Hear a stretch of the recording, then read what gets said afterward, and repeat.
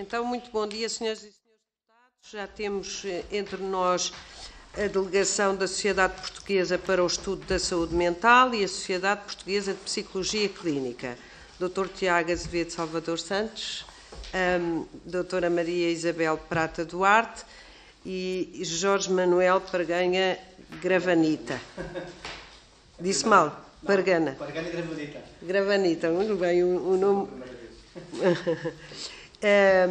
Então, muito obrigada pela disponibilidade e por poderem contribuir para esta fase da especialidade da Lei da Saúde Mental e o vosso contributo é de facto muito importante para os nossos trabalhos. Estamos em fase de audição, de ouvir várias entidades e, portanto, é com muito gosto que os ouvimos.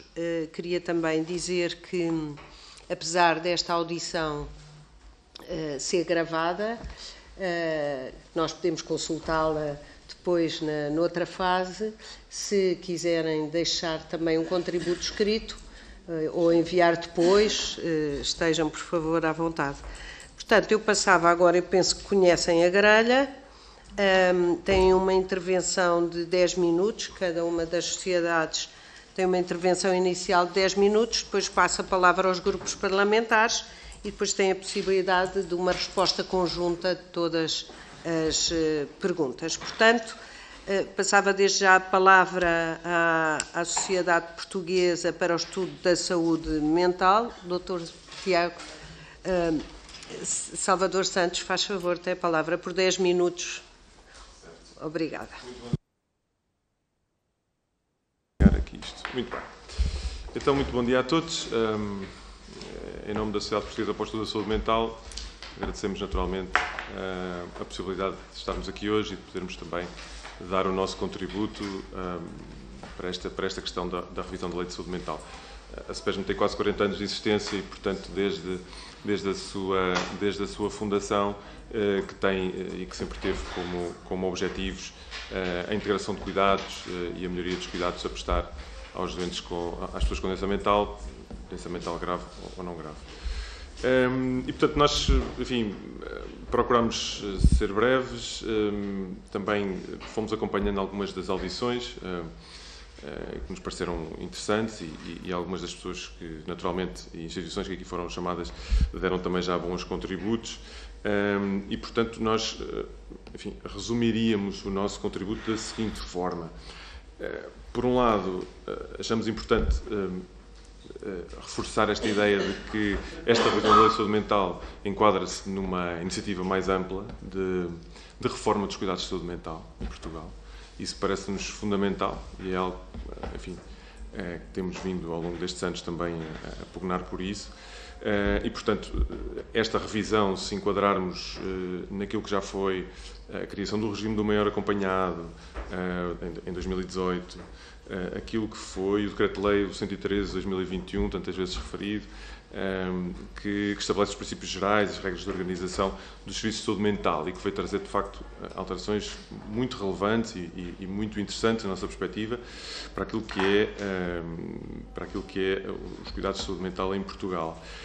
E se juntarmos a isso também, enfim, a inscrição de verbas específicas no PRR para se poder implementar finalmente uma série de medidas que estavam, enfim, foram sendo adiadas desde o Plano Nacional de Saúde Mental, não é, que devia ter ido de 2007 a 2016 e que, na verdade, chegou a 2016, foi prolongada a 2020, chegou a 2020, enfim.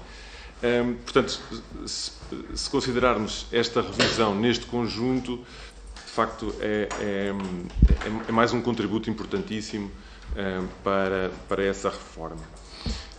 Por outro lado, e naturalmente, como não podia deixar de ser, esta revisão, nós também subscrevemos isso, procura adequar-se aos principais documentos que foram sendo produzidos internacionalmente ao longo destes últimos 20 anos, não é? Que já leva quase a lei.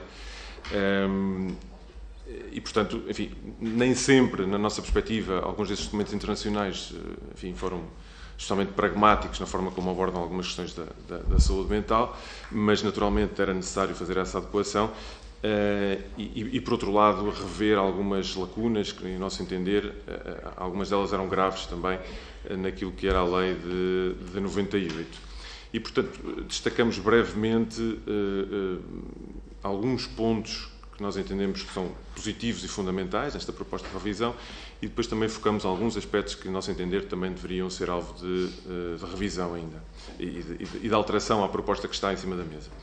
Portanto, em relação aos aspectos positivos fundamentais, nós vemos com muito interesse o foco que foi colocado na integração e continuidade de cuidados, naturalmente contemplando o internamento psiquiátrico, que em muitas situações é imprescindível, incontornável, mas tendo como base a intervenção as já tão faladas equipas de saúde mental comunitárias.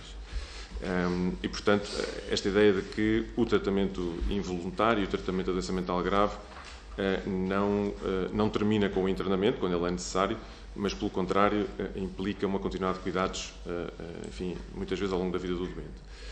Por outro lado, outro aspecto também entendemos muito positivo é, de facto, a garantia do respeito pela vontade e preferências dos doentes, expressas antecipadamente através das diretivas antecipadas de vontade, também nos parece muito relevante, embora depois a esse já falarei mais à frente, levanta-nos algumas questões a figura da pessoa de confiança, mas já lá vamos. Depois, por outro lado, a eliminação da possibilidade anteriormente prevista, isto parece-nos absolutamente fundamental, a eliminação da possibilidade que anteriormente estava prevista dos doentes sujeitos a medidas de segurança poderem ser sujeitos a prorrogações por período de tempo indeterminado, e que acontecia na lei anterior, permitia-se isso. E, por outro lado, também a eliminação da lacuna referente à proteção da gestão do património dos doentes mentais que não estão abrangidos por medidas de acompanhamento previstas no Código Civil. E, portanto, isso também nos parece, era outra lacuna importante e que também será eliminada com esta revisão. E, portanto, estes pontos parecem-nos muitíssimo importantes. Eram pontos identificados já há muito tempo, não só pela CEPES, mas por muitas outras entidades que trabalham nesta área e que, de facto, serão alteradas. Não obstante, entendemos que alguns pontos justificam a alteração,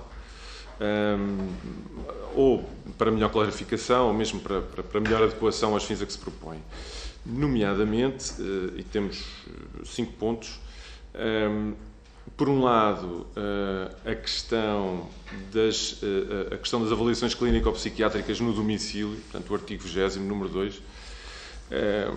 Nós temos muitas dúvidas que essa possa ser ou que deva ser uma prática de rotina, quer dizer, atendendo ao volume de trabalho, incluindo a logística implicada, que também inclui questões relacionadas com a segurança dos profissionais, os doentes, mas, quer dizer, parece-nos pouco pragmático e parece-nos que implica riscos sem benefícios que o justifiquem. Portanto, sugerimos que a possibilidade dessas avaliações serem feitas no domicílio e serem reservadas a situações de exceção e devidamente fundamentadas.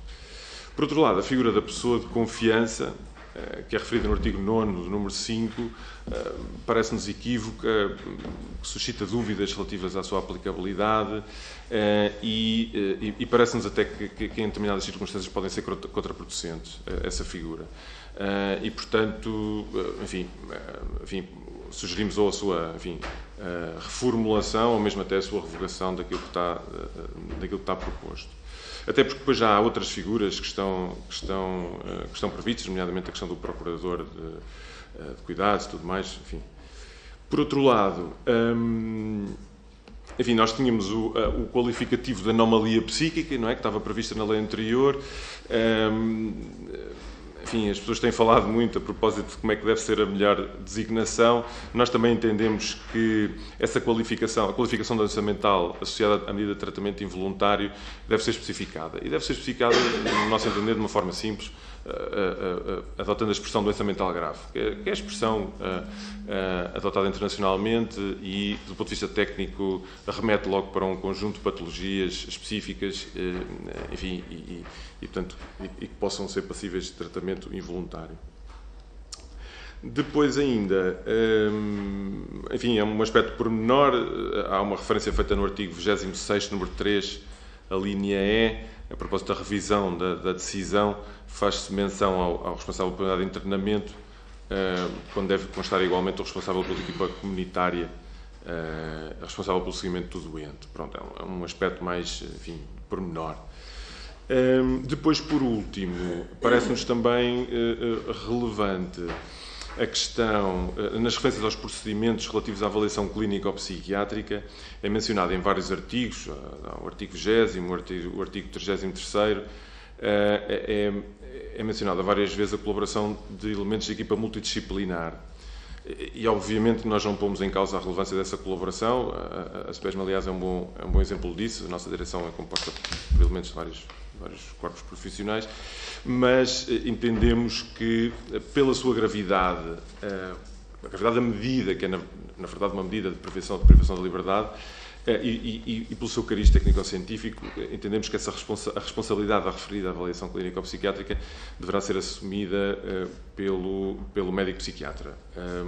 Na lei anterior, julgo eu que estava referida a menção a eventual colaboração, parece-nos uma boa formulação e que deve ser mantida. Portanto, assim, na globalidade, estes são os pontos que nós entendemos que são os pontos positivos mais interessantes e, por outro lado, também os pontos que, em nosso entender, poderão merecer alguma alteração. E, para já, fico por aí.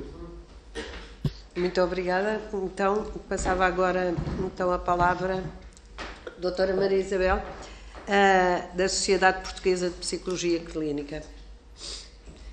Portanto, fazem a apresentação e depois eu passo a palavra aos senhores deputados. Muito bem, muito obrigada. Então, bom dia. Queríamos começar por agradecer também aqui à senhora coordenadora e aos deputados presentes aqui a disponibilidade para nos ouvirem e a oportunidade que nos dão. Então, o nosso nome já foi dito, nós estamos, Isabel Prata e Jorge Gravanita, e nós estamos aqui a representar a Sociedade Portuguesa de Psicologia Clínica, que é uma associação científica de psicólogos temos 33 anos, 34 já de existência, e temos como atividade principal, só assim para vos introduzir, a formação profissional pós-graduada dos psicólogos e outros profissionais de saúde mental. Fazemos formação especializada em psicoterapia de orientação dinâmica, em diagnóstico psicológico e também em atualização, e também temos participado em muitos debates de âmbito nacional e europeu sobretudo a formação dos psicólogos clínicos, as intervenções psicológicas e psicoterapêuticas e o seu lugar nas redes de cuidados de saúde. Para nós é realmente relevante poder intervir neste debate da Lei da Saúde Mental.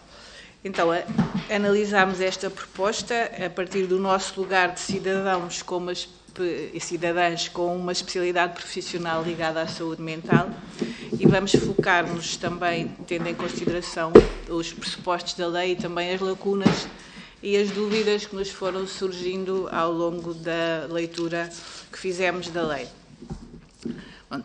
Assim, numa apreciação global, gostaríamos de dizer concretamente, e destacando os aspectos positivos da lei que consideramos como aspectos muito positivos a preocupação com os direitos humanos das pessoas que recorrem a cuidados de saúde mental, a centração na pessoa, nos seus direitos e nas suas necessidades de cuidados, a proposta de participação das famílias e dos próprios, parece-nos muito relevante, ter em conta sempre a opinião e a vontade da pessoa que procura cuidados na medida das suas capacidades.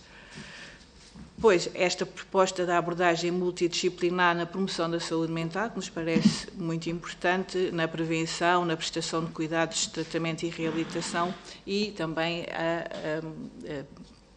o ênfase, a preferência por cuidados prestados na comunidade, enfim, já é obviamente considerada uma coisa relevante e positiva. No entanto, preocupa-nos se haverá condições ou será possível criá-las para a efetiva realização do que a lei prevê, desde as equipas multidisciplinares até à abordagem de proximidade. Sabemos que concretizar estes objetivos implica recursos que não existem ou existem em número insuficiente para aquilo que é necessário, e nós trabalhamos no terreno, temos muita consciência disso.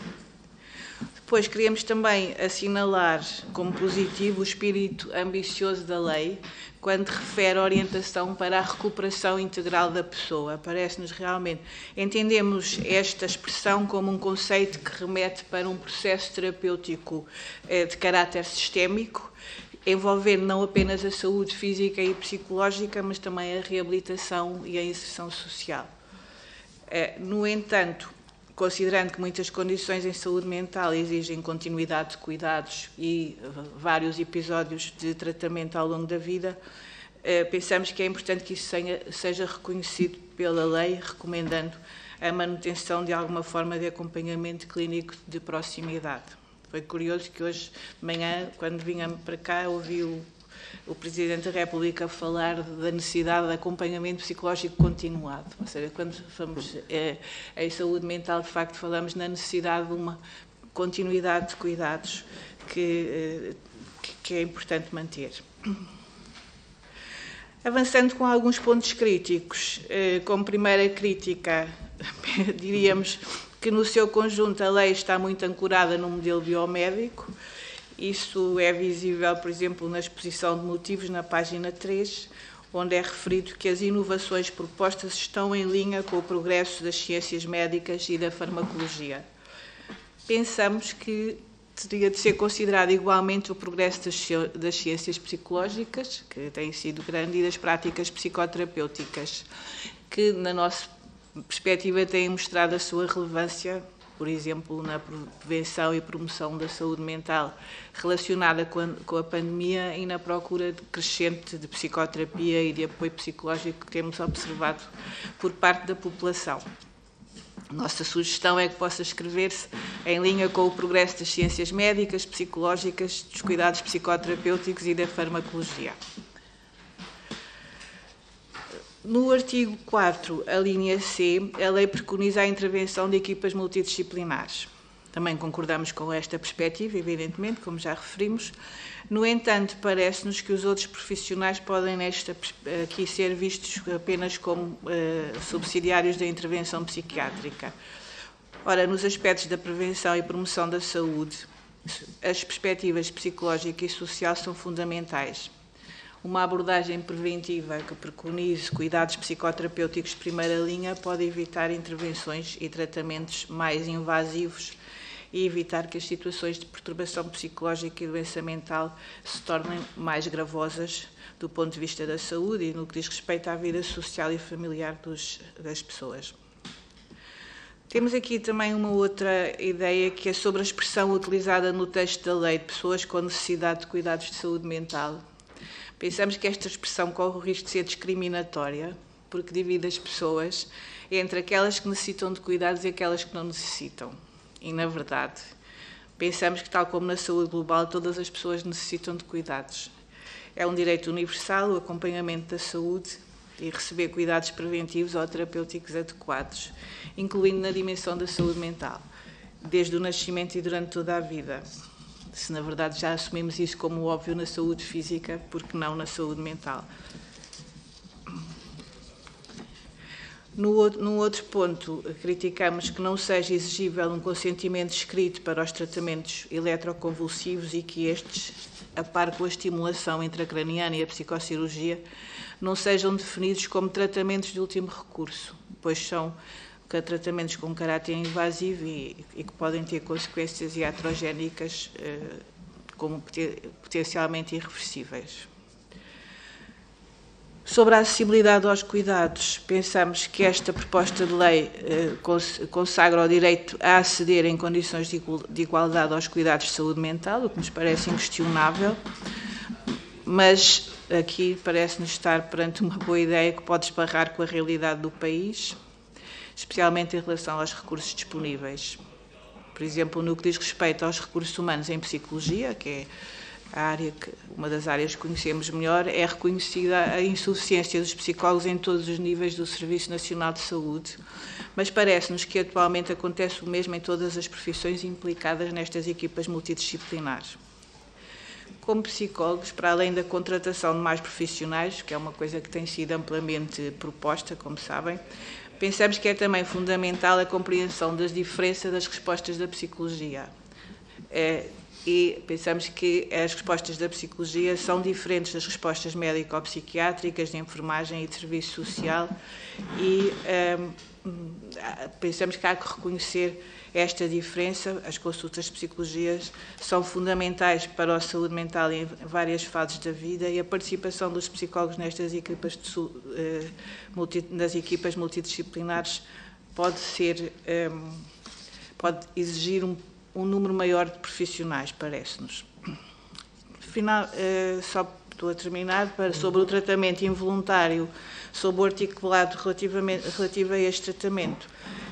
Reconhecemos a importância das garantias que são dadas às pessoas e propunhamos que, para favorecer a identificação dos casos em que existe esta necessidade, propunhamos a criação de uma comissão de ética que possa definir o limite das intervenções que se julguem necessárias nas situações agudas e crónicas, e a sistematização de critérios de risco, que possa ser orientadora para todos os clínicos, especialmente os de primeira linha, onde muitas destas situações aparecem com frequência e as pessoas muitas vezes sentem-se que precisam de orientação. Para finalizar, só queríamos dizer que achamos que a Lei da Saúde Mental deve ter em conta a realidade atual da sociedade em que vivemos, e por isso sugerimos que possam ser preconizadas pela lei recomendações de prestação de cuidados, nomeadamente de cuidados psicoterapêuticos em situações específicas de alto risco para a saúde mental, como situações traumáticas causadas por abusos sexuais, violência doméstica, catástrofes naturais, situações de guerras e emergências resultantes do refúgio e de migrações forçadas.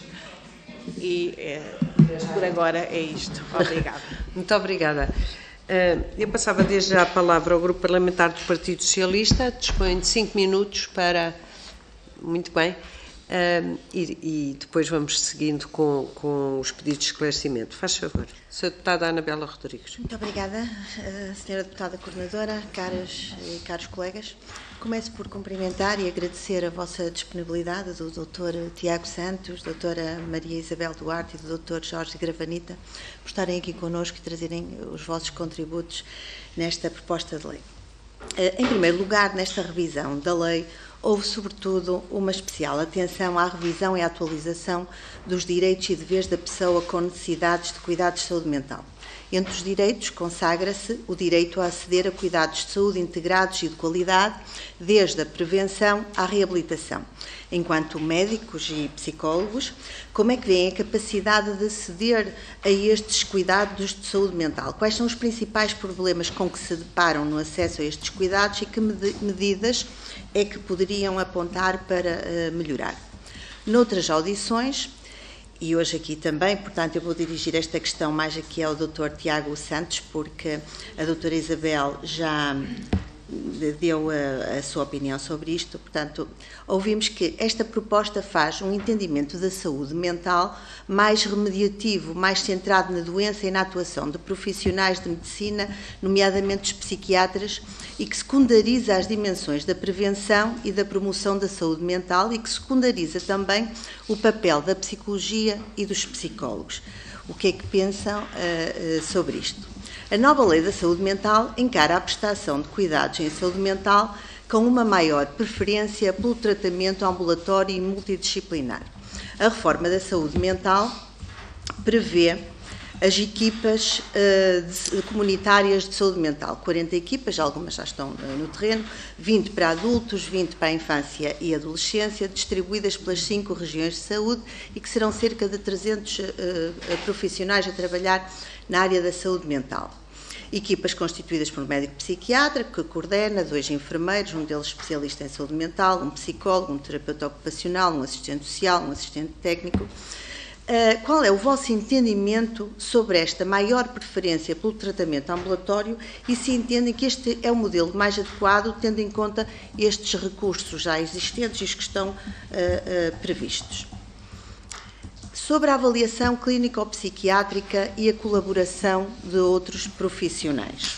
A atual lei já prevê a eventual colaboração. A proposta atual retirou a palavra eventual e prevê então a colaboração de outros profissionais. Como é que veem esta colaboração, nomeadamente dos psicólogos? Por exemplo, no que concerne à avaliação da capacidade cognitiva e funcional e da competência para a pessoa tomar decisões relativas ao tratamento ou a participação pela necessidade de outro tipo de avaliação psicométrica, por exemplo. Ainda vou mais longe e perguntam: consideram que deveria haver uma avaliação psicológica e uma avaliação clínica ou psiquiátrica? Sobre a questão da possibilidade da avaliação clínica ou psiquiátrica ser feita no domicílio, o Dr. Tiago já manifestou a discordância, mas eu gostava que me explicasse um bocadinho melhor, é pela questão do risco que constitui, ou que poderá constituir para os profissionais. E, por último, a questão do tratamento involuntário implicar a existência do risco, ou seja, o tratamento involuntário só poderá existir se existir perigo para bens jurídicos, pessoais ou patrimoniais. Como é que veem esta questão, por exemplo, no caso de um doente psicótico que pode recusar o tratamento não por considerar estar doente, mas por estar convencido, por exemplo, de estar a ser perseguido ou envenenado? Há aqui um declínio do estado cognitivo, mas a pessoa pode não constituir risco, ou seja, só é possível tratar-se constituir risco. Como é que veem esta questão? Muito obrigada. Muito obrigada, Sra. Deputada. Passo agora ao Grupo Parlamentar do PSD. Sra. Deputada Helga Correia, faz favor. Muito obrigada, Sra. Coordenadora. Cumprimentar a Sra. Coordenadora, Senhoras e Senhores Deputados, e um cumprimento especial para a Sociedade Portuguesa para o Estudo da Saúde Mental na pessoa do Dr. Tiago Azevedo e da Sociedade Portuguesa de Psicologia Clínica na pessoa da Dra. Isabel Prata e Dr. Jorge Gravanita. Agradecer desde já os contributos enviados e todos os contributos que puderam já dar no decorrer desta audição, contributos essenciais que se vêm juntar a um conjunto de outros pareceres e de outros contributos que estamos a ter ao longo destas audições, que são contributos essenciais no sentido de podermos nós, também partidos políticos, no final de todo este trabalho, podermos eventualmente apresentar alterações a esta proposta de lei, no sentido de conseguirmos melhorar algumas daquelas normas que constam desta proposta. Eu iria começar aqui pela Sociedade Portuguesa para o Estudo da Saúde Mental, na pessoa do Dr. Tiago Azevedo, só para pegar aqui em duas questões, que são alguns pontos que mencionou aqui como sendo, ou que se justificam alterações, um deles relativamente à avaliação clínica psiquiátrica no domicílio, que disse que tem aqui algumas reservas quanto ao facto de serem feitas no domicílio. O grupo parlamentar do PSD entende que nós assistimos nesta área, em primeiro lugar, uma falta de meios, mas penso que não será estas reservas por parte da sociedade portuguesa, não será só pela falta de meios, mas certamente por alguns riscos que estão inerentes a esta atuação no domicílio. E levantou aqui a questão de poder haver algumas exceções para esta avaliação no domicílio. Eu iria questionar que tipo de exceções é que a Sociedade Portuguesa para o Estudo da Saúde Mental considera, porque nós também depois, se formos limitar as exceções, temos que saber quais são as exceções, porque senão vamos ter dualidade de critérios mediante as entidades. Depois fala aqui também relativamente à questão da pessoa de confiança. Esta tem sido uma questão levantada recorrentemente nos vários pareceres e nas audições que temos tido. Falou aqui que sugerem uma reformulação, e eu pergunto que tipo de reformulação é que sugerem, se têm algum contributo, não sei se têm neste momento, mas se tiverem, para poderem enviar ainda no âmbito desta discussão, para podermos eventualmente, até os partidos políticos também, sugerirem essas mesmas retificações. Depois, relativamente à Sociedade Portuguesa de Psicologia Clínica, assinalam aqui algumas preocupações, tanto no vosso parecer como também aqui na audição, e algumas críticas que acompanhamos também com alguma preocupação, nomeadamente quanto à promoção da saúde mental e a prevenção da doença. E preocupa-nos, como dizem na documentação recebida esta manhã, se haverá condições ou se será possível criá-las para efetivamente haver uma prevenção e uma promoção da saúde mental. Pois, se nós formos ver os dados no Serviço Nacional de Saúde, por exemplo, em novembro de 2022, os tempos de espera de consulta de psiquiatria, consulta geral, eram elevadíssimos, além de que os recursos nos diferentes níveis de cuidados do Serviço Nacional de Saúde relativamente à saúde mental também são escassos. Por isso, acaba por também nos ser uma das nossas preocupações. Depois, uma outra questão aqui no vosso parecer, criticam o facto de, e alertaram para isso nesta audição, e cito, não ser exigível um consentimento escrito para o tratamento de eletroconvulsivos e que estes, a par com a estimulação intracraniana e a psicocirurgia, não sejam definidos como tratamento em último recurso.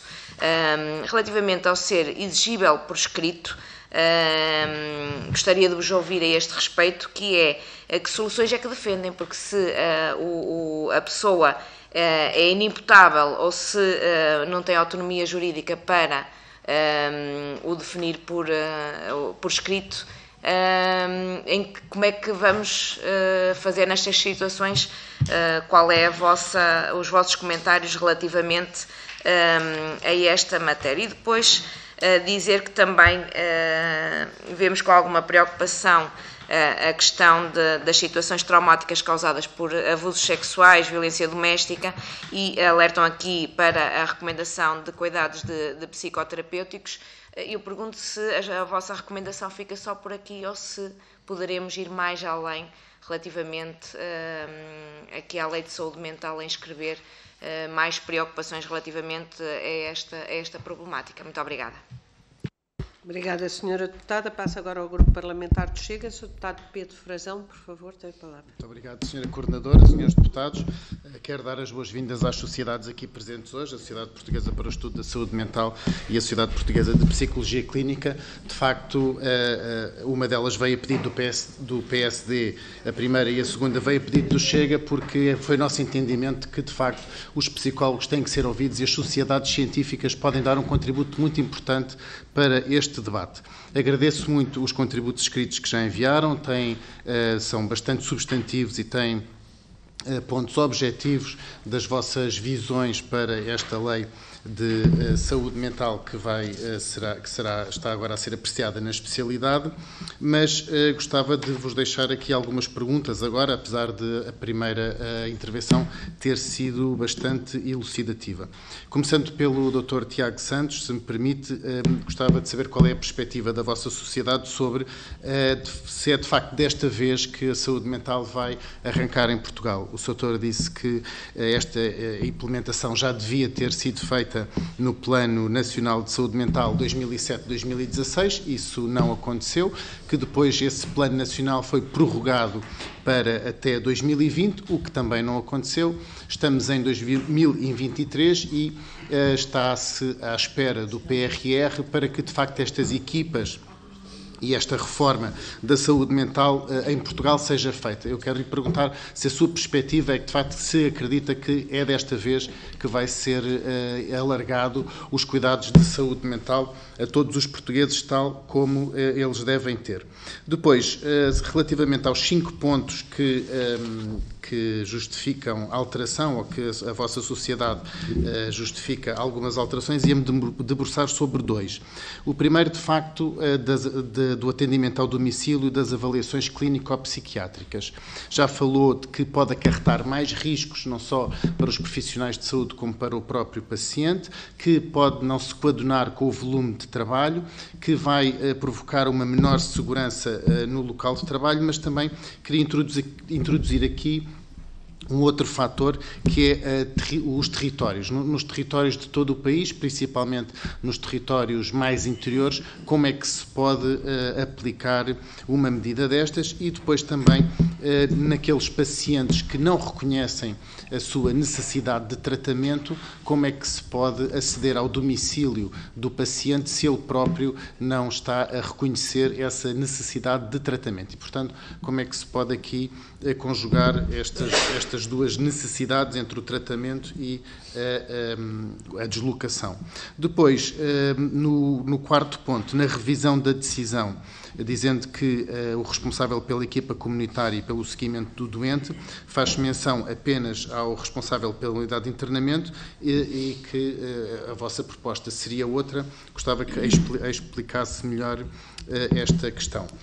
No ponto quinto também, gostava de que me dissesse qual é a vossa visão sobre a falta de especialistas em psiquiatria. Tivemos há poucos meses uma notícia na comunicação social dizendo que, por exemplo, no distrito de Coimbra, cerca de 40% dos psiquiatras se vão reformar nos próximos 2 a 3 anos e que não existe formação de médicos psiquiatras para suprir essas necessidades futuras e, portanto, uma vez que a avaliação clínico-psiquiátrica só pode ser e bem feita por um médico psiquiatra, teremos no futuro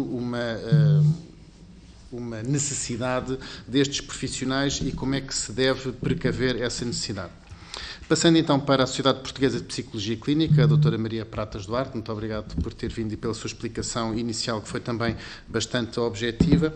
De facto, o Partido Chega chamou aqui a vossa sociedade porque acredita também que os psicólogos têm um papel fundamental na sociedade portuguesa e que toda a sociedade, toda a população, deve poder aceder, quer necessitando, quer não necessitando, seja apenas para uma avaliação, como fazem, por exemplo, nas escolas, como devia existir nos hospitais, como devia existir nos presídios, nas penitenciárias, como devia existir em muitas instituições do Estado, um atendimento psicológico para que fosse feita esse acompanhamento da saúde mental. E, portanto, também concordamos com o facto de, logo no preâmbulo desta lei de saúde mental, deve estar inserido a denominação das ciências, não só médicas, mas também das psicológicas e dos cuidados de psicoterapêutica e farmacologia.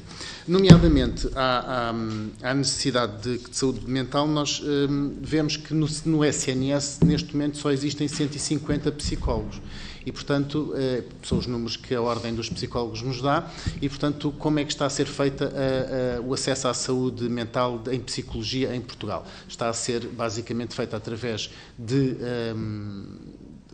privados e, portanto, por isso o Chega apresentou aqui um projeto de lei sobre um cheque de saúde mental, como acontece no Ministério da Saúde com o cheque dentista, por exemplo, e gostava de saber a vossa opinião, não sei se tiveram a oportunidade de ver essa nossa proposta, gostava de saber a vossa opinião sobre esse acesso à psicologia, como acontece já, e o Governo até usa essa bandeira do cheque dentista como um grande sucesso, se isso poderia ser aplicado também à psicologia, enquanto o SNS não tivesse os devidos quadros em psicologia. Tinha outras questões a fazer, mas o tempo já se esgotou e, portanto, fico-me por estas. Muito obrigado. Obrigada, Sr. Deputado. Passamos agora ao Grupo Parlamentar do PCP, visto que a Iniciativa Liberal não está à distância. Temos o Sr. Deputado João Dias, faz favor, tem a palavra. Muito obrigado, Sra. Deputada Maria Antónia Almeida Santos. Bom dia aos Srs. Deputados, bom dia aos convidados e agradecer os esclarecimentos que já nos prestaram e inclusive a informação que também já nos chegou por escrito. De facto, nós estamos a falar de mais uma lei que nós não descuramos a necessidade de uma lei que já é de 98, que necessitará naturalmente de ajustes e de atualizações. Não avaliamos que uma lei tenha necessidade de ser atualizada só porque tem idade, é preciso que ela se adeque e ajuste à realidade e à vida do país e das pessoas. E nesse sentido, Portugal tem tido sempre aqui na área da saúde mental 2 pesos e 2 medidas, ou seja, legislação progressista e, ao mesmo tempo, falta de recursos humanos para concretizar aquilo que a lei determina. Planos que seriam atingíveis se tivéssemos, essencialmente, condições, nomeadamente recursos humanos. Falo do Plano Nacional da Saúde Mental, que sucessivamente vai sendo adiado e não concretizado. É um problema muito grave. mas isto não descora a necessidade de nós olharmos para a questão da saúde mental. Esta lei, que, no nosso entender, a designação que é dada à Lei da Saúde Mental, induz uma ideia provavelmente errada do que é o foco e a principal preocupação desta lei. Em nosso entender, a lei centra-se essencialmente no tratamento involuntário, que de facto nós apreciamos e certamente Vossas Excelências terão também a mesma apreciação. É uma situação contraditória com aquela que é a natureza da prestação de cuidados de saúde mental, ou seja, trata-se de uma situação de exceção, o tratamento involuntário. Nós sabemos o quanto significa o envolvimento e a participação no plano terapêutico que a pessoa possa vir a participar. No entanto, a saúde mental é de facto um problema de todas as sociedades, todas, e afeta todos os indivíduos ao longo de todo o seu ciclo de vida. A verdade é que esta lei tem aqui uma característica que Vossas Excelências até, não direi que se furtaram a abordá-la, mas tiveram uma abordagem que é natural que a façam, tendo em consideração a natureza do vosso exercício, que tem a ver, que centrar-se muito no perigo para terceiros e para o próprio. Quando nós entendemos que a condição de saúde deve ser o centro, tanto que nós hoje falamos dos cuidados centrados na pessoa, mas aqui o tratamento está dependente, ou seja, está condicionado pelo efeito comportamental e não pela necessidade dos cuidados que a pessoa possa vir a ter. Ou seja, se a sua condição de saúde se vier a deteriorar e não houver um comportamento que coloque em risco os terceiros ou o próprio, isso, de facto, não informa um critério de internamento que poderá ser o melhor quer seja internamento ou tratamento involuntário. Porque nem sempre estamos a falar de internamento, poderá ser situações de tratamento involuntário. Ainda assim, há aqui alguns aspectos que para nós seria muito importante. Ou seja, de facto, houve aqui uma apreciação de que esta lei está muito centrada no modelo biomédico. E também nos parece, não só no modelo biomédico, também na questão excessivamente judicializada desta situação. Porque não podemos olhar para estes tratamentos como uma medida de segurança ou como uma medida de prevenção criminal. Nós temos que olhar e centrar a atuação dos profissionais de saúde mental como centrada naquilo que é a prestação de cuidados e melhoria das condições para a reintegração, para a reabilitação, para a inserção social. E, portanto, desde logo, há aqui um artigo, que é o artigo 14º, que diz, a sua designação diz, nome, noção e fim do tratamento involuntário. A questão que fazemos é, se não seria mais adequado e mais acertado dizer-se finalidade, ao invés de se dizer fim do tratamento, porque aqui está logo subjacente aquela que é a principal, com muita nitidez, que é a privação da liberdade, que é o grau de judicialização que está aqui configurado. Depois também há aqui uma outra situação que nos apraz ter alguma atenção e tem a ver uma comparação com a lei anterior, na atual PPP. O artigo 28 vem dizer o perigo, ou seja, nos pressupostos para o internamento de urgência vem dizer o perigo para bens jurídicos pessoais ou patrimoniais do próprio ou terceiros. Cá está, sempre à frente a questão do perigo, nomeadamente por deterioração aguda do estado da pessoa com doença mental. Ou seja, a seguir vem a preocupação com o estado de saúde, mas primeiro está condicionado ao perigo. Quando a anterior lei dizia pode ainda ser internado o portador da anomalia psíquica grave que não possua discernimento necessário para avaliar o sentido e o alcance do consentimento quando a ausência do tratamento deteriora de forma acentuada o seu estado. Esta é uma questão que nos preocupa bastante, porque entendemos que pode haver aqui um caminho a ser feito. Nós temos aqui uma avaliação mais criminal do que propriamente... Para terminar, Depois, na segunda ronda, irei colocar as outras situações, mas estas questões relacionadas com a privação da liberdade e com a liberdade de não se tratar são muito importantes. Muito obrigado. Obrigada, Sr. Deputado. Para a segunda ronda, para completar. Então, como já não temos mais grupos parlamentares presentes, passo desde já para a resposta conjunta. Cada entidade tem, cada sociedade tem 10 minutos. Agradeço o poder de concisão. Que eu sei que quando as perguntas são muitas, de facto, para responder devia haver mais tempo. Mas, enfim, temos que gerir o tempo. Não se preocupe, está aqui.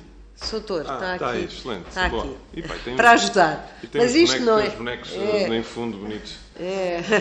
Com cor, que é o que precisamos. Bom, então agradeço as questões, são interessantes e ajudam-nos também a explanar um bocadinho mais aquilo que é a perspectiva da CEPESM sobre esta questão da lei de saúde mental, mas também sobre a organização dos cuidados de saúde mental em geral. Vamos lá ver. E vou falar na globalidade e depois, se calhar, respondendo a algumas questões mais concretamente.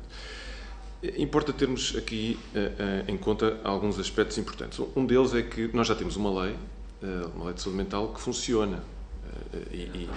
E funciona no âmbito também desta questão do treinamento ainda chamado compulsivo. Não é? E aquilo que se está a fazer aqui é uma revisão dessa lei.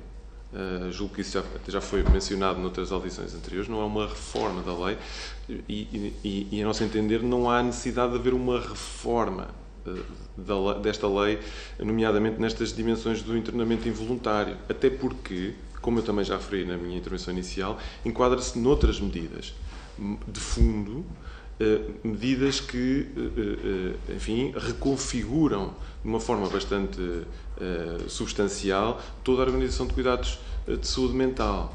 Portanto, é natural que esta lei, que estamos agora aqui a analisar, que tenha uma série de conceitos jurídicos, que se foque uma parte significativa, que se foque em todas as questões relacionadas com o internamento involuntário, porque é necessário termos esse ordenamento jurídico e termos isso previsto.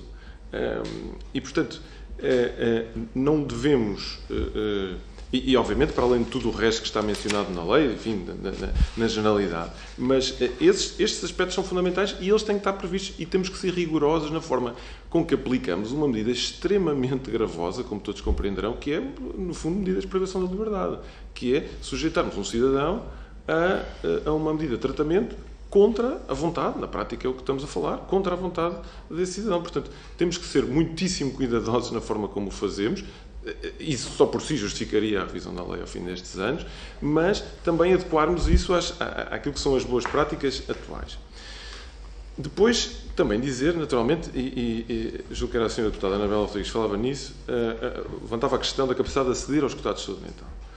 Obviamente que essa é uma dimensão mais ampla e que implica a necessidade de integração de cuidados, que é um chavão, que os Srs. Deputados seguramente já ouviram muitas vezes, e de haver um plano.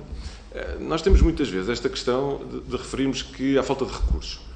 E a questão da falta de recursos, concentrar-nos na falta de recursos, julgo que é perigoso, porque, na verdade, essa questão também é verdadeira, mas não é a única. É a questão da falta dos recursos e a questão de como organizamos esses recursos. E que é o que, por exemplo, a lei, o decreto-lei que foi aprovado no final de 2021, vem trazer essa organização. E, portanto, temos essa organização. Temos, enfim, pela primeira vez, diria eu, em muitos anos, recursos, não todos, diria, mas temos recursos. Se isso, como perguntava o deputado Pedro Frazão, se isso significa que é agora que vai ser, eu confesso-me agnóstico sempre em relação a estas coisas. Nunca sabemos. Mas diria que, pela primeira vez em muito tempo, estão reunidas as condições para que isso aconteça. Porque temos a organização, plasmada em vários documentos que têm sido aprovados, e temos a organização, temos os recursos. Okay? A questão das equipas comunitárias, a falta de profissionais, tudo isso. Importa também deixar claro, e isso também está evidente naquilo que é o Decreto-Lei de 2021, 113, eu confundo sempre os números, julgo que é o 113, de Organização dos Cuidados de Saúde Mental. Atenção, que estas equipas de saúde mental comunitária que estão a ser criadas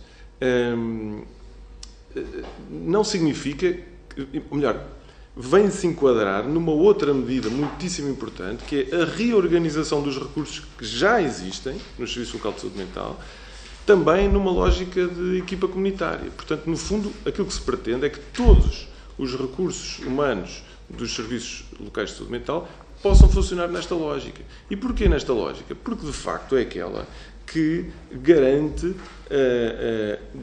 as melhores condições para que haja a tal intervenção multidisciplinar, que é uma espécie de um mantra, não é? Que os senhores deputados também já ouviram muitas vezes, mas que isso seja efetivo e não apenas uma figura de retórica. Isso inclui, naturalmente, todos os grupos profissionais, mas em que não podemos considerar que uns são mais importantes do que outros. Eu julgo que era o professor Miguel Xavier, com a ironia que o caracteriza, dizia qualquer coisa do género que não podemos ter numa equipa de futebol 13 guarda-redes ou 3 avançados, senão as coisas não funcionam.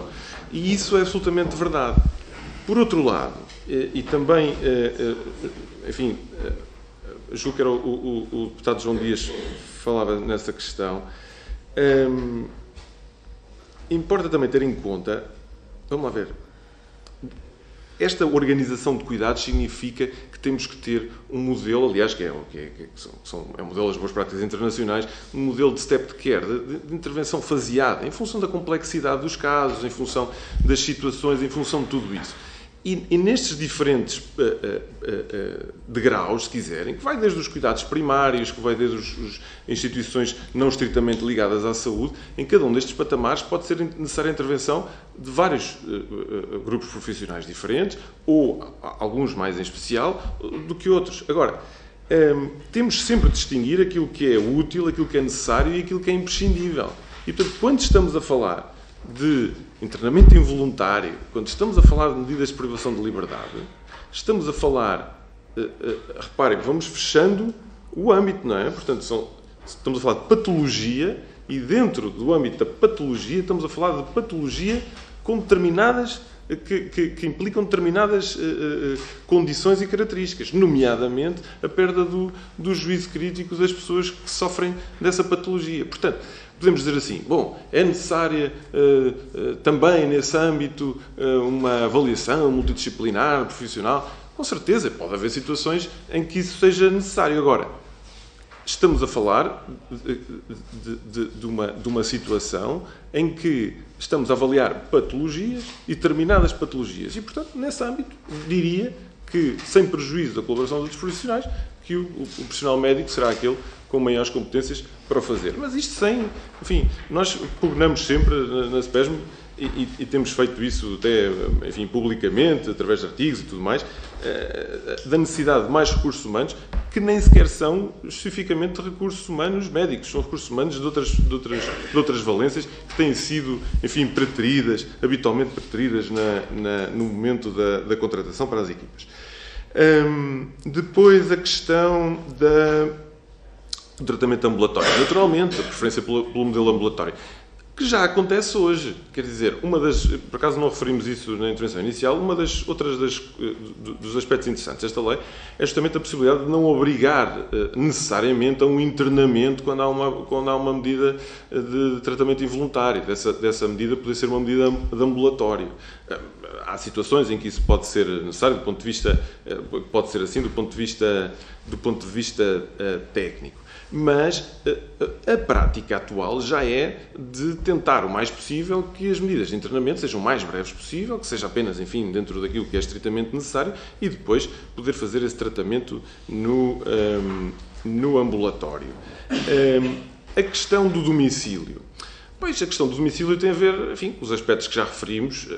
Por um lado, esta é uma medida excepcional, tem que ser necessariamente uma medida excepcional, a medida de tratamento involuntário, e por isso é que estamos, enfim, a regulamentá-la, não é? E, portanto, sendo uma medida excepcional, não vemos, enfim, não vemos que seja especialmente útil estarmos a fazê-lo no domicílio, pela mobilização de recursos, pelos riscos, porque naturalmente se se levanta essa questão inteiramente compulsiva, porque já se levanta uma série de questões relacionadas com o perigo, relacionadas com o risco para o próprio, para terceiros, tudo isso, e portanto parece-nos que traz mais constrangimentos do que necessariamente vantagens. Em que situações é que poderia, enfim, em que se poder-se considerar ser uma exceção? Olha, eu poderia dar como exemplo justamente as situações em que, não havendo... o que é que nós temos na maior parte das situações? Temos situações em que apenas o exame indireto, digamos assim, aquilo que é, enfim, a análise dos dados, já nos permite, com um razoável grau de certeza, considerar que aquela pessoa poderá vir a necessitar de um tratamento compulsivo, enfim, voluntário, e daí, enfim, com aquilo que é a emissão do mandado de condução e tudo isso.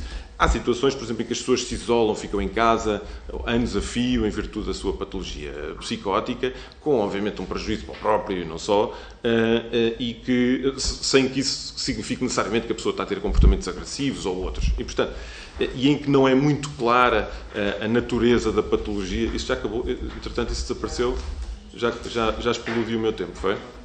Ok. E, portanto, enfim, do ponto de vista técnico, percebo que possa ser difícil isolar essas situações, mas de facto, enfim, caso a caso, enfim, entre o Tribunal e aquilo que sejam os técnicos também que realizam a avaliação. Só para terminar, porque já vi que já passei do meu tempo. A questão do Sr. Deputado, só para terminar, porque também parece um ponto importante. O Sr. Deputado João Dias, do PCP, dizia: bom, esta lei centra-se no perigo e não nos cuidados. Pois, estamos a falar de uma lei de tratamento involuntário. E, portanto, uma das preocupações, julgo eu, de quem... Com certeza que não tem, com certeza. E por isso é que me parece que o espírito aqui de quem elaborou esta proposta foi justamente tentar restringir ainda mais a possibilidade de sujeitar um cidadão a um tratamento involuntário às situações que representem perigo para o próprio e para terceiros, e não apenas a questão da alteração do discernimento. Enfim, isto dava pano para mangas, podíamos discutir amanhã toda esta questão, mas parece-me que, por princípio, parece-me interessante. Não me parece, parece-me que é no sentido de proteger o interesse dos doentes e dos cidadãos. Ainda só para terminar, este ponto é de facto muito importante porque nós vemos-lo sempre repetido, muitas vezes. É natural que diferentes grupos profissionais possam, digamos assim, puxar a brasa à sua sardinha e fazem de forma legítima, absolutamente, mas centrarmos nesta questão de que não é apenas a falta de recursos. Precisamos ter um plano, uma estratégia, e por isso é que todas as propostas...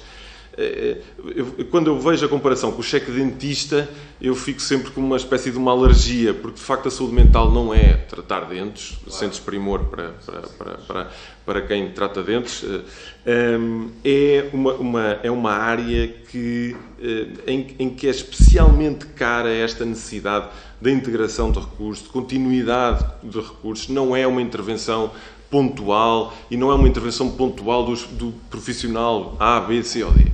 E, portanto, devemos centrar-nos sempre em propostas que incluam, naturalmente, o colmatar de lacunas relacionadas com os recursos, mas que apresentem uma estratégia. E, portanto, no nosso entender, aquilo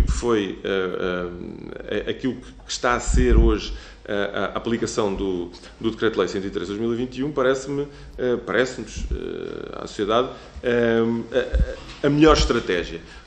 Termino com a questão do deputado Pedro Frazão. Se vamos conseguir fazê-lo ou não, depois logo veremos. Eu diria que nunca tivemos tantas condições para fazer como agora. Obrigado. Obrigada, Sr. Doutor. Eu queria só lembrar que terá uma segunda ronda e, portanto, ainda poderá complementar as suas respostas. Então, passamos agora à segunda ronda. Grupo Parlamentar... Ai, desculpe. Peço imensa desculpa. Faz favor, tem todo, eu já estava adiantada. Obrigado por esta Peço imensa desculpa. Pronto, para nós é realmente um privilégio estar aqui com os nossos deputados, representantes do povo, porque de facto ao longo de 30 e muitos anos em que eu e a doutora Isabel, pronto, com um conjunto, uma geração de colegas, tomamos em ombros, não é? No fundo, não criar, mas pelo menos tentar implementar esta área da psicologia de clínica em Portugal e também assumir a formação em especialidade, que ainda hoje não é reconhecida como especialidade de psicoterapia em termos da valência do serviço público. E também diria que com um conjunto de ações e de trabalho, portanto, quer na área da clínica, quer na área, no fundo, do apoio.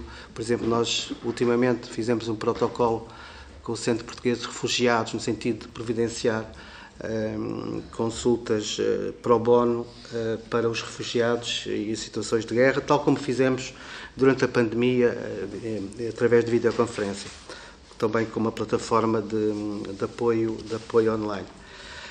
E ouvindo os deputados, e pronto, eu agradeço a todas as vossas intervenções, foram todas muito pertinentes. Eu, numa primeira linha, e depois de ter ouvido todos, e de ouvir aqui o nosso colega da área médica, corria o risco de estar de acordo com todos, não é? E então o que em política é sempre um pouco complicado, porque provavelmente é porque as coisas não estão a ser bem discutidas, ou não sei o quê. Mas conto, depois de sentar um bocado as ideias e depois daqui da segunda intervenção do nosso colega, surgiram aqui algumas dúvidas e algumas coisas que eu gostaria de acrescentar.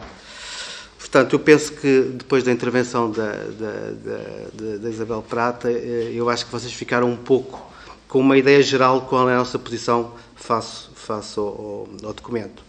E o documento parece-nos ter dois linhas, dois níveis, não é? O primeiro nível, princípios gerais, e diria que todo o enquadramento jurídico, que nós em geral, quer dizer, achamos positivo e achamos que estamos, de certa maneira, socialmente a tomar consciência de que há um conjunto de direitos que as pessoas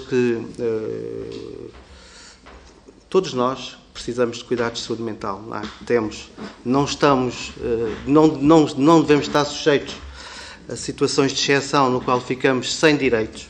Portanto, esse é o fundamental.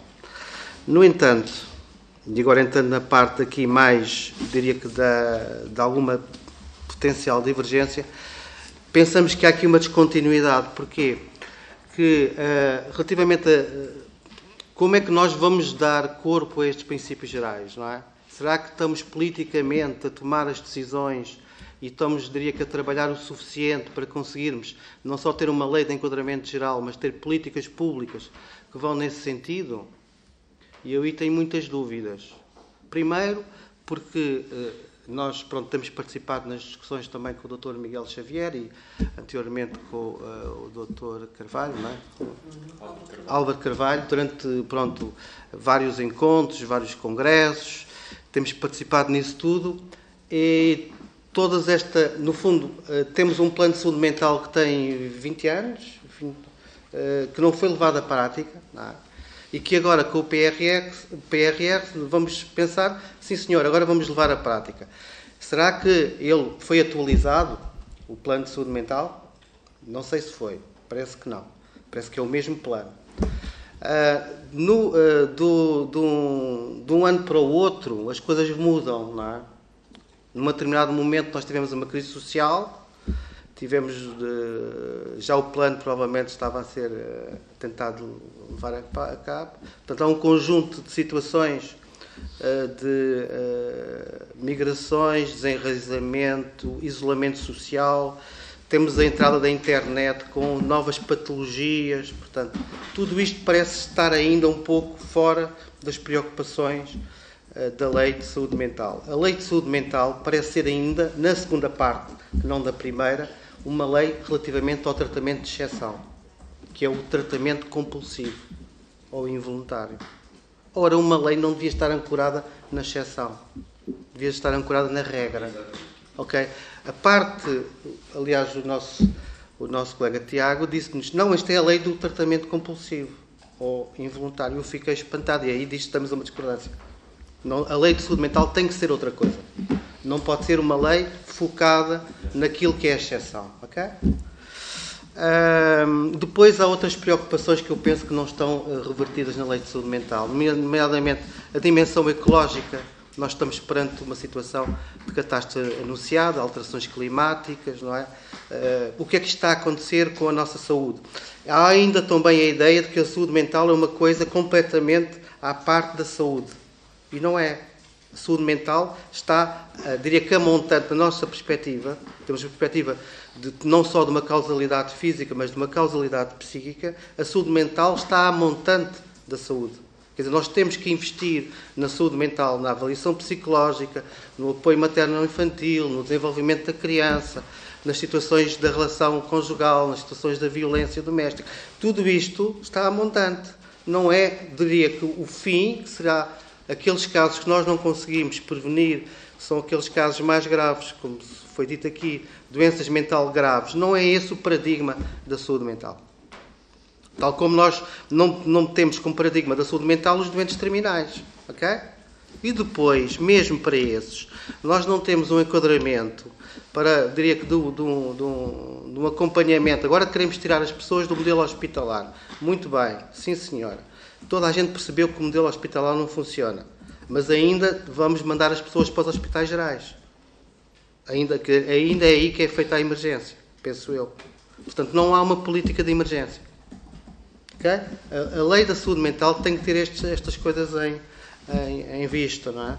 Depois a questão dos traumas, dos abusos sexuais, as questões dos traumas de guerra, todas estas questões emergentes de um mundo que já não é o mesmo de quando nós começamos a pensar estas coisas há 30 e tal anos. Nós há 30 e tal anos pensávamos de uma forma, diria que mais tradicional. Agora temos que, de certa maneira, já estar a pensar uma lei de saúde mental que não pode ser, de algum modo, ancorada no modelo biomédico, ancorada como lei de exceção para aqueles que não conseguem responder aos tratamentos. Depois há uma coisa muito importante, que eu acho que a Isabel provavelmente não se lembrou de apontar, que é, nós achamos que qualquer pessoa tem direito a reivindicar um tratamento não medicamentoso. Não é possível que uma pessoa entre num centro de saúde, não é? E que diga, eu estou triste porque morreu não sei quê, estou de luto, e a pessoa leva imediatamente um antidepressivo. Que sentido é que isto tem? Quais são as consequências da dependência da farmacologia? Isto não está estudado. Nós somos o país que somos recorde no consumo de drogas psicotrópicas. Nós temos pessoas que são dependentes graves de drogas psicotrópicas. Não temos nenhuma ideia sobre isto. Ok? Pronto, eu penso... Desculpem, ainda não cheguei aos 10 minutos, mas acho que muito bem, Sr. Doutor, obrigada. Então vamos agora passar à segunda ronda. Senhores deputados sabem que dispõem de 2 minutos. Faz favor, Sra. Deputada Anabela Rodrigues. Obrigada, Sra. Deputada Coordenadora. Uma primeira questão, mais dirigida à doutora Isabel. No vosso parecer, que eu só tive a oportunidade de ver agora de manhã, mas também na vossa primeira intervenção, sugerem a criação de uma comissão de ética para o tratamento involuntário. Qual seria o âmbito de intervenção desta comissão? Quais as competências e se não iriam, de certa forma, se sobrepor às comissões de ética existentes nas instituições de saúde e da Comissão para o Acompanhamento de Execução do Regime Jurídico do Tratamento Involuntário, que também está prevista? Uma segunda questão, dirigida a todos, e que diz respeito à avaliação clínico-psiquiátrica.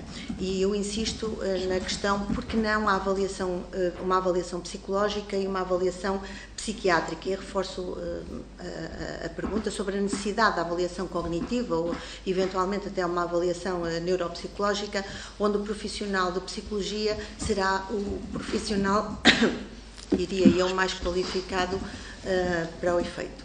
E eram estas as minhas questões. Passo agora ao Grupo Parlamentar do PSD. Faz favor.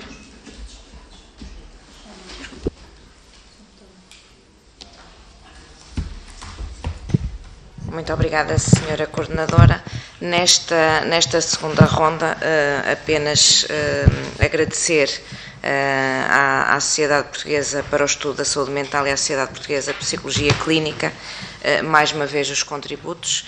aquilo que foram as respostas aqui trazidas e pegar nas palavras do Dr. Jorge Gravanita para manifestar também aquelas que têm sido as preocupações do PSD. Esta, sem dúvida nenhuma, é uma lei progressiva, mas aqui na sua intervenção final levantou algumas questões, é como é que vamos dar corpo a estes princípios gerais? Será que vamos conduzir as políticas públicas no sentido de darmos uma resposta efetiva daquilo que é esta proposta de lei do Governo?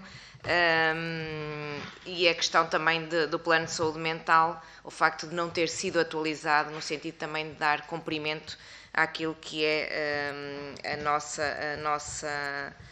aquilo que nós pretendemos de que seja a saúde mental. E referiu aqui também aquela que é uma das preocupações do grupo parlamentar do PSD, que temos que investir a montante na prevenção da saúde mental e na promoção de saúde. E aqui, redondamente, o Estado está a falhar. O doutor Tiago Azevedo falou na questão, ou enfatizou, como nós temos enfatizado, a questão da falta de recursos, mas da forma quando fala que o que falta aqui é a sua organização, até parece que temos recursos suficientes. A organização é fundamental, não só a nível da saúde mental, mas em tudo o que é transversal ao Serviço Nacional de Saúde, mas mesmo com a organização dos recursos existentes, no nosso entendimento, há falta de recursos, há falta de psicólogos, porque se nós formos analisar aquilo que são as listas de espera nos diversos hospitais e centros hospitalares pelo país fora, nós verificamos que quem precisa de aceder a uma consulta de psicologia ou de psiquiatria está eternamente à espera, e quando vão efetivamente ter acesso a essa consulta, muitas das vezes já é tarde demais e não basta um tratamento sem ser um tratamento médico, mas tem que ser uma coisa muito mais evasiva e tardiamente. Muito obrigada. Obrigada, Sr. Deputada. Sr. Deputado Pedro Frazadão. Muito obrigado, Sra. Coordenadora. Senhores Deputados, agradeço muito à Dra. Maria Prata, ao Dr. Jorge Gravanita e ao Dr. Tiago Santos pelas respostas que nos produziram aqui, e começando pelas respostas do Dr. Tiago Santos, de facto, pelas suas palavras, então, se temos, as suas palavras são de otimismo, no fundo, verdadeiramente, porque disse que temos agora a organização e vamos ter os recursos no PRR e, portanto, isso implica uma maior responsabilidade por quem está nos destinos do país e, de facto, tendo a organização e tendo os recursos, será absolutamente inadmissível e será imperdoável que agora, nos próximos 2 a 3 anos, não estejamos, então, com as equipas de saúde mental nos terrenos. Temos ouvido também nesta audição que as 100 equipas que estão inscritas no PRR, mesmo essas não vão ser suficientes e que essa criação de novas equipas de saúde mental tem que continuar no tempo e por isso cá estaremos para saber se isso vai acontecer ou não. Eu lamento tê-lo comparado com o cheque dentista, não foi de todo a minha intenção compará-lo com outra classe profissional, mas olha, se não gostou dessa comparação, posso compará-lo, por exemplo, com o CIGIC, com as cirurgias, as cirurgias ortopédicas, com as cirurgias oftalmológicas, com as cirurgias cardiotorácicas, que também aí, quando o Estado não tem uma resposta pública, os pacientes são direcionados para o setor privado através de um cheque. A palavra cheque não deve ter nenhum preconceito. E o paciente, quando precisa de um cuidado de saúde mental, precisa de um acesso a um cuidado de saúde. Não quer saber se está a ser tratado do público ou se está a ser tratado no privado. Uma paciente aqui em Lisboa, no centro, na capital do país, no maior hospital de Portugal, que é o Santa Maria, tem que esperar 1 mês por uma consulta de triagem e mais 3 meses para uma consulta de bulimia ou de anorexia. Isto é inadmissível. Portanto, uma família, se não tem 100 ou 120 ou 150 euros para pagar por uma primeira consulta num psicólogo ou num psiquiatra e depois continuar esse tratamento, basicamente vai ficar 4 meses à espera desse atendimento. Isto é que é inadmissível. Portanto, não existe aqui nenhum problema ideológico e temos que falar do acesso à saúde mental nos privados, tal como no público, enquanto o público não der essa resposta. Relativamente, pelo menos essa é a nossa visão, relativamente ao que nos disse o Dr. Jorge Gravenita, que nos preocupa muito também, que é uma dependência farmacológica excessiva em Portugal. Indicou na população adulta, mas eu posso também perguntar-lhe qual é a sua sensibilidade acerca disso, a população estudantil. Nas escolas, quando um aluno é indicado como uma hiperatividade ou qualquer outra perturbação do desenvolvimento pedagógico, o que é que lhe é feito? Ele tem acesso a um psicólogo, tem acesso a acompanhamento devido, tem acesso no seu centro de saúde a um acompanhamento real daquilo que lhe está a acontecer, ou rapidamente lhe é receitado um psicofármaco também para fazer com que o aluno seja mais manobrável na escola, não chateie o desenvolvimento ou o decorrer das aulas e, no fundo, não se está a ajudar aquela criança, está-se a controlá-la através da farmacologia. Muito obrigado. Obrigada, Sr. Deputado. Sr. Deputado João Dias, por favor. Muito obrigado, Sra. Deputada. De facto, nós estamos aqui confrontados com uma lei que, ou seja, quando nós estamos a fazer esta discussão, rapidamente resvalamos para os problemas da saúde mental, não propriamente com aquilo que é o objeto da lei, mas isto é inevitável, uma coisa está ligada com a outra.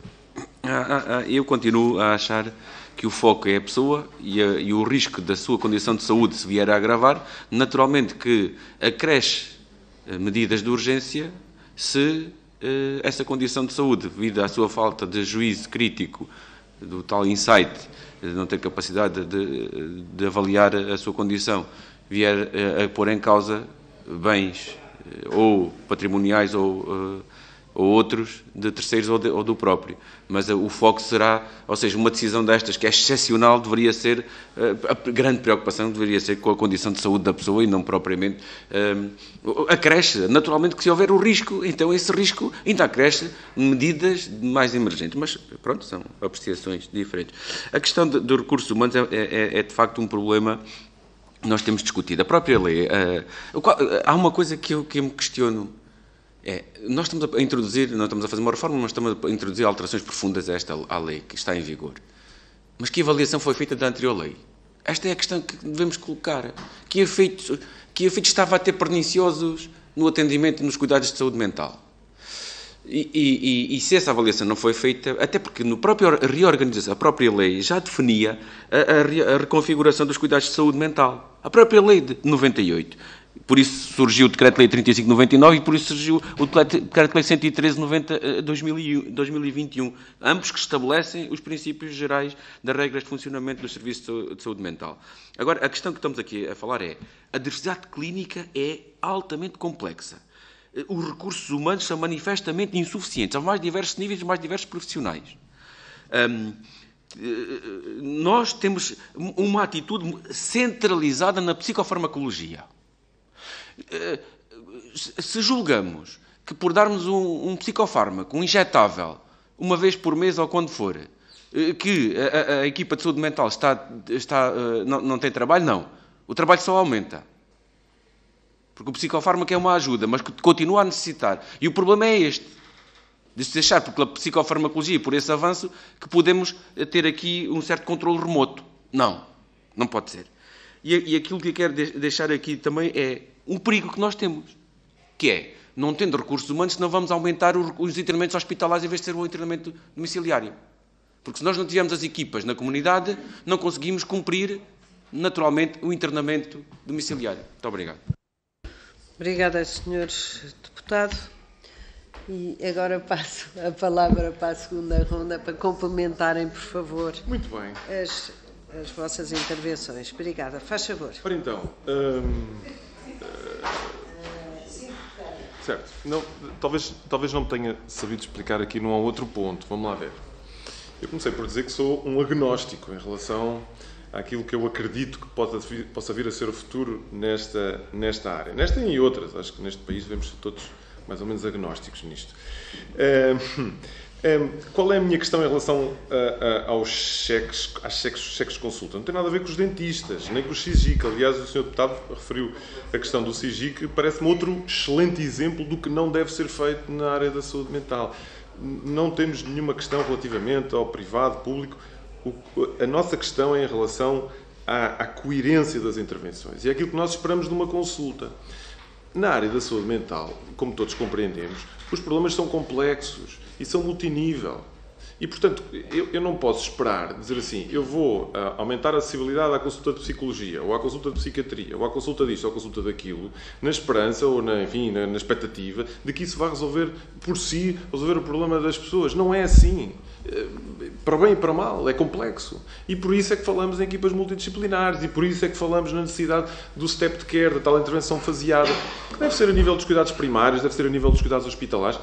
De facto, enfim, nós estamos a falar desta revisão da Lei 98. Podemos falar do Decreto-Lei que saiu do 103 de 2021, que, no fundo, pega em todos estes assuntos que os senhores deputados aqui estão a referir, e muito bem. E o que é que fala já agora, em 2 minutos? Fala justamente e prevê justamente modelos de articulação entre os cuidados de saúde primários e os cuidados hospitalares, prevê modelos de funcionamento destas equipas multidisciplinares, para que de facto as coisas não se atomizem e não se percam numa... Diga.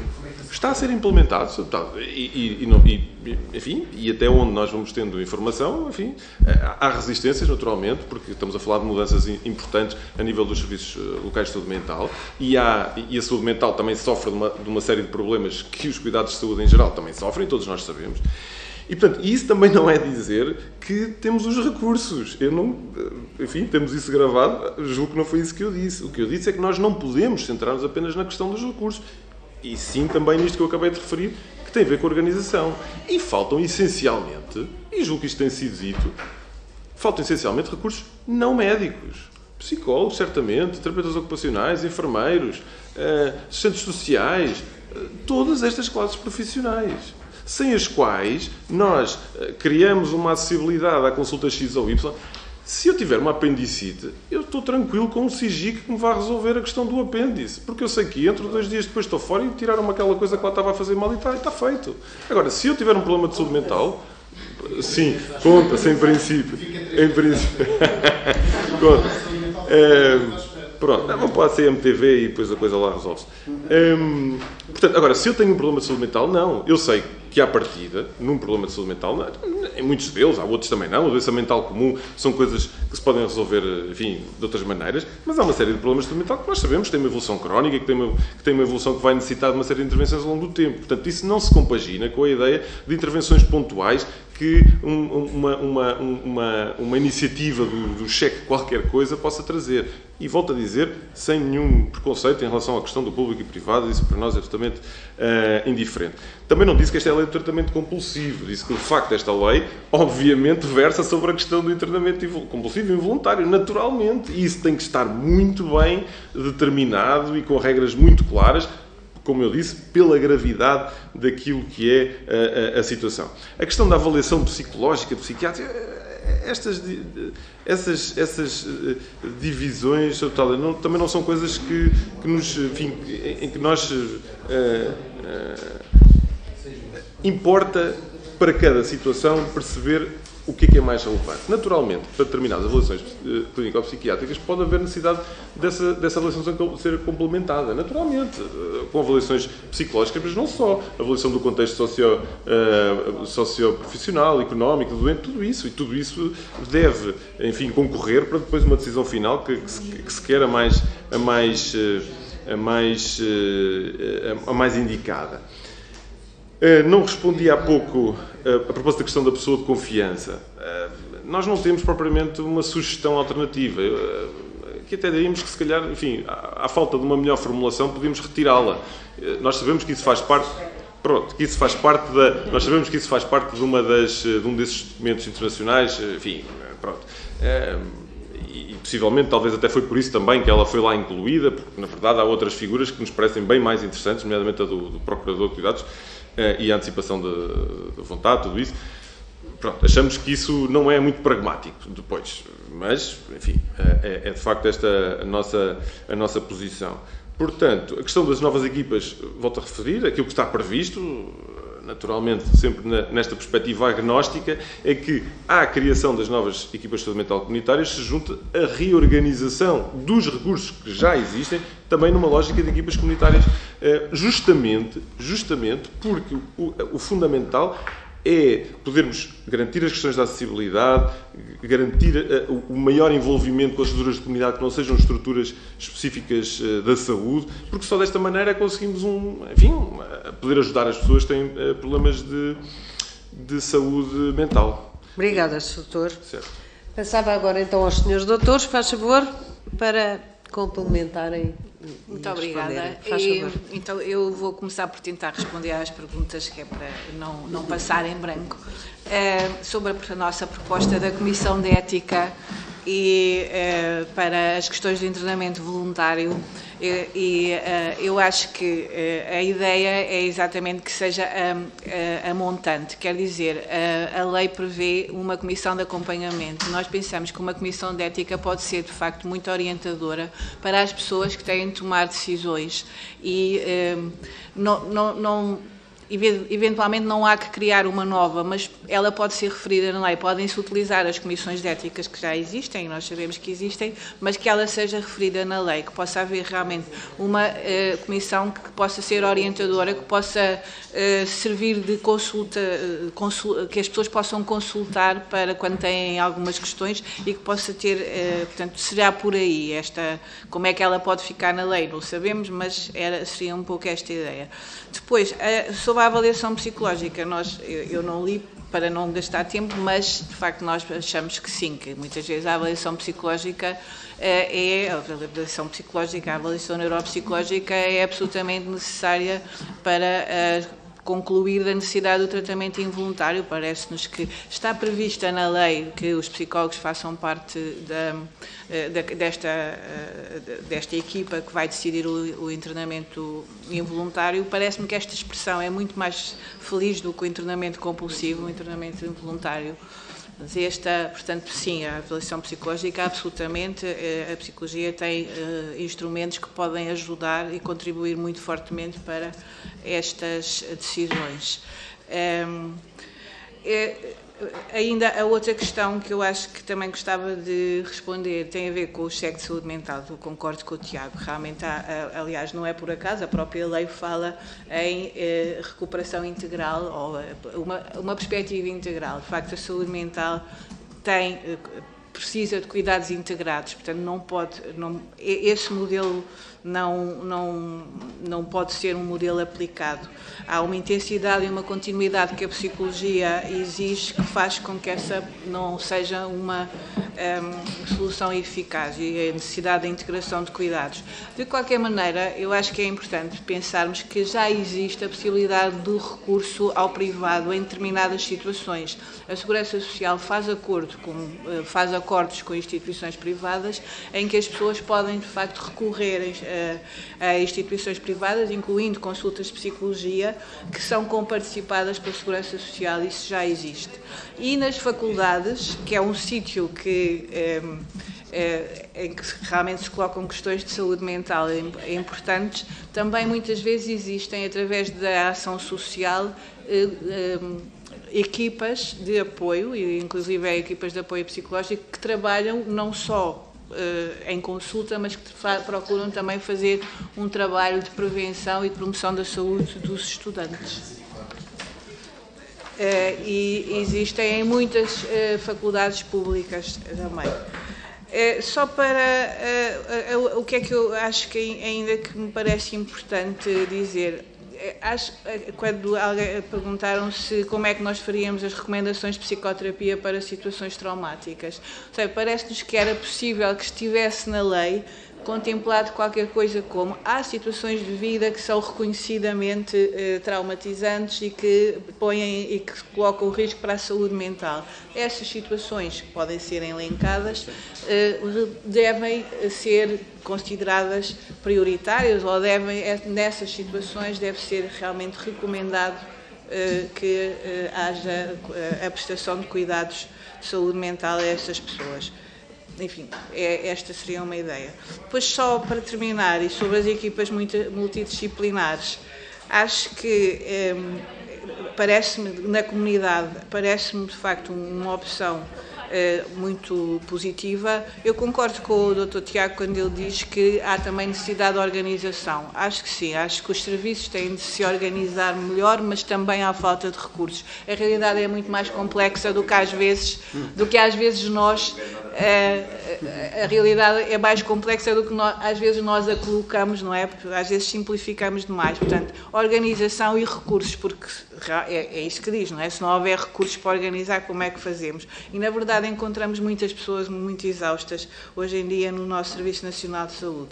Nas equipas multidisciplinares, eu questiono porque é que seja um para um, que todas as profissões tenham um, porque há profissões, como a profissão da psicologia, que tem uma intervenção, e o serviço social igualmente, que tem intervenções que ocupam mais tempo, que implicam um tempo com o utente que é maior do que, por exemplo, as intervenções médicas. E, portanto, eu acharia que nestas equipas multidisciplinares, de facto, há uma necessidade destas profissões de serviço social, das assistentes sociais e dos psicólogos, que seria não um para um, mas um número maior destas profissionais do que dos médicos. Acho que era... Peço desculpa. Pronto. Obrigado, Isabel. Acho que respondeste a quase tudo o que eu ia responder, mas há só aqui um tópico que eu acho que, pronto, uma das perguntas que foi feita que merece uma resposta.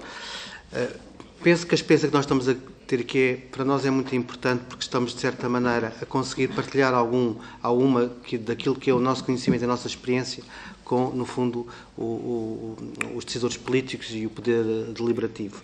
E, nesse sentido, como estamos a falar de uma lei de saúde mental, duas coisas só que surgiram agora. Primeira, relativamente, se não deveria, de facto, constar da lei de saúde mental um articulado, um pressuposto, que orientasse, diria, como tratamento de primeira linha, os cuidados psicoterapêuticos, nomeadamente na questão das crianças. Isto devia estar escrito na lei, porque, de facto, o que nós podemos correr o risco, eu penso que nas escolas, nas equipas da educação especial e nas equipas que já estão a funcionar com psicólogos e que estão a funcionar com professores especializados, isso já não se passa, porque as crianças estão, de certa maneira, a ter já algum encaminhamento para, diria que, um acompanhamento psicológico. No entanto, isto não é generalizado. E então, significa que, de facto, devia, ao nível da lei da saúde mental, haver esta orientação de que, como tratamento da primeira linha, devia ser o tratamento não farmacológico, nomeadamente com crianças e que estão em fase de desenvolvimento. E, pronto, relativamente à questão da Comissão de Ética, só uma questão. Eu acho que a questão que se coloca da relevância de haver uma comissão que define o enquadramento dos tratamentos compulsivos a montante, resulta de que eles podem ser feitos sem limite. Neste momento, que tratamento não voluntário é feito? Não há a montante nenhuma comissão que defina quais são as regras, que tipo de tratamentos é que podem ser feitos.